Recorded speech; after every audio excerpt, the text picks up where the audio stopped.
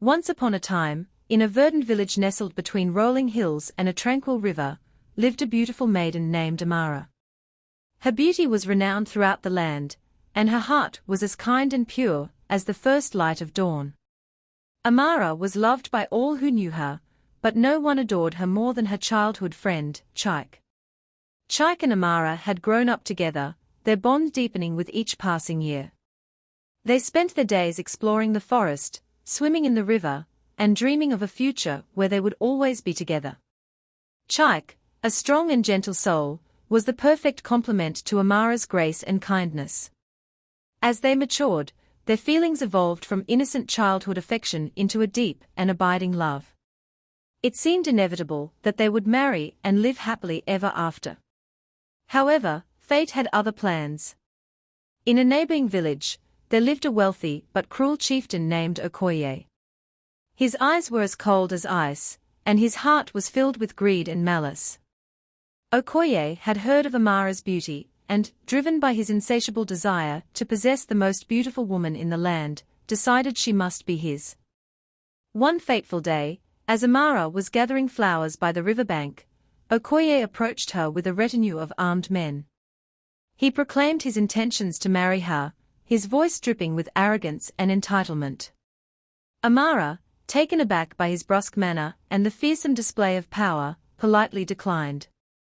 Her heart belonged to Chike, and she could not imagine a life with anyone else.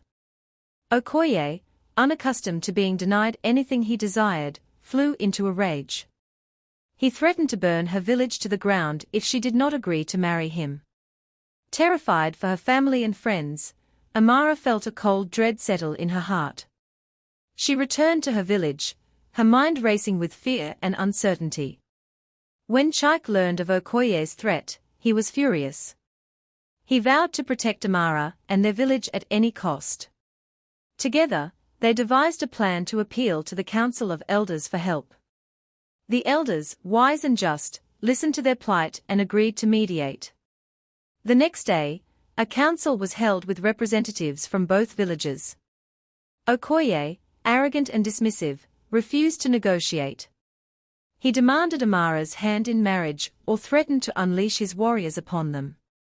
The elders, knowing they could not match Okoye's military might, tried to reason with him, but their words fell on deaf ears.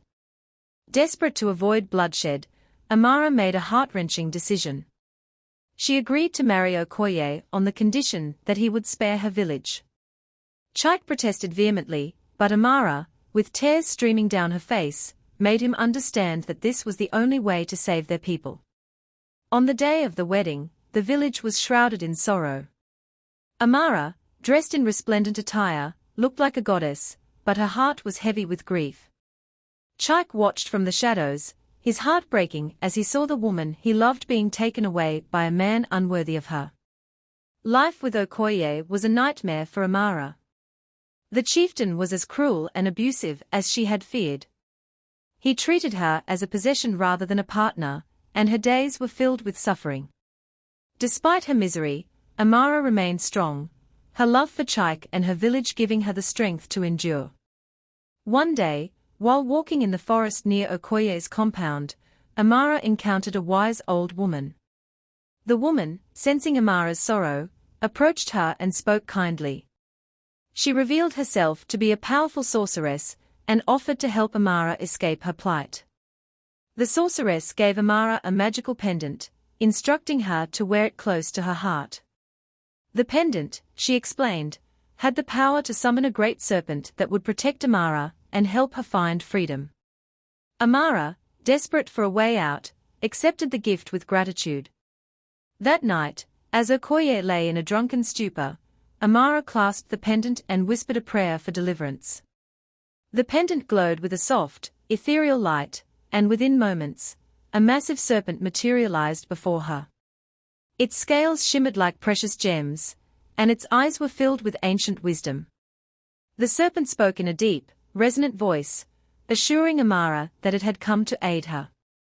With the serpent's guidance, Amara managed to escape Okoye's compound and flee into the night. The serpent led her through the forest, protecting her from danger and guiding her toward safety. As dawn broke, Amara found herself at the edge of her village. Her heart swelled with hope as she saw familiar faces running to greet her. Chike was at the forefront, his eyes wide with disbelief and joy. He enveloped her in a tight embrace, tears of relief streaming down his face. However, their reunion was short-lived. Okoye, discovering Amara's escape, had mobilized his warriors to recapture her. As the villagers celebrated Amara's return, a cloud of dust appeared on the horizon, heralding the approach of Okoye's men. Chike, knowing they had little time, called upon the villagers to prepare for battle. Though they were outnumbered, their determination to protect their own gave them strength. The serpent, sensing the impending danger, coiled protectively around Amara, its presence lending courage to the villagers. The battle that ensued was fierce and brutal. Okoye's men, though well armed, were met with the fierce resistance of villagers fighting for their homes and loved ones. Chike fought valiantly, his every move fueled by his love for Amara and his desire to see their people free from Okoye's tyranny. As the sun reached its zenith, a climactic confrontation unfolded. Okoye, enraged and desperate, singled out Amara and the serpent. He aimed his spear at her, but before he could strike, the serpent lunged, its powerful jaws closing around Okoye with a terrifying finality. With their leader defeated, Okoye's men faltered and fled, their will to fight shattered. The villagers, victorious but weary, rejoiced as they realized the threat had been vanquished. Amara, though exhausted and shaken, felt a profound sense of relief wash over her. In the aftermath, the village celebrated their hard-won freedom. Amara and Chike, their love stronger than ever, stood hand in hand, surrounded by their grateful community. The serpent, having fulfilled its promise, vanished into the forest, leaving behind a sense of awe and reverence. As peace settled over the village, Amara and Chike began to rebuild their lives together. Their love, tested by trials and tribulations, had emerged unbreakable.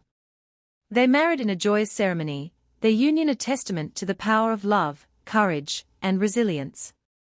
Years passed, and Amara and Chike became respected leaders in their community. They worked tirelessly to ensure their village thrived, fostering a sense of unity and harmony among their people. Their story became a legend, passed down through generations as a beacon of hope and inspiration. And so, the tale of Amara and the serpent, a story of love, betrayal, abuse, and affection, lived on, reminding all who heard it that true love, tempered by hardship and nourished by courage, could overcome even the darkest of times. The villagers often spoke of the day the serpent appeared, its scales gleaming in the moonlight, and how it had defended their beloved Amara with a ferocity unmatched. Parents would tell their children about the bravery of Chike, whose love for Amara had given him the strength to fight against impossible odds. Amara, now a wise and gentle matriarch, would often sit by the fire and share her story with the younger generation. She spoke of the importance of kindness, the strength found in unity, and the courage to stand up against tyranny.